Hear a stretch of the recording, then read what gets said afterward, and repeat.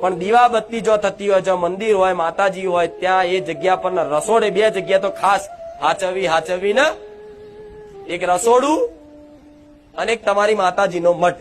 આ બે જે જગ્યા હોય ત્યાં સાચવવા. કોઈ કે માણે અમે એક જ રૂમમાં રહેતા હોય, એક જ ઘર હોય, એક જ રૂમમાં માતાજી હોય તો શું કરવું? તો કઈ નહીં, તો 3 દિવસ તમે પડદા રાખો, થોડો દીવો કરી પડદો મારી દેવાનો. જેને એવું હોય એને નજીક નહીં જવાનું, બીજા નહીં ધોઈને પેલા દીવો કરી લેવાનો. મારી વસ્તી ઘેર ક્યારેય દીવા બંધ નહીં થતા.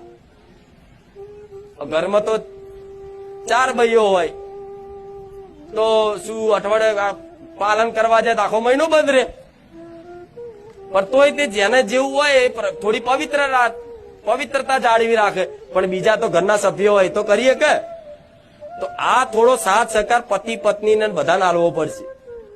કોઈ નાની બહેન હોય તો એના મા બાપને આલવો પડશે, એના ભાઈઓને આલવો પડશે.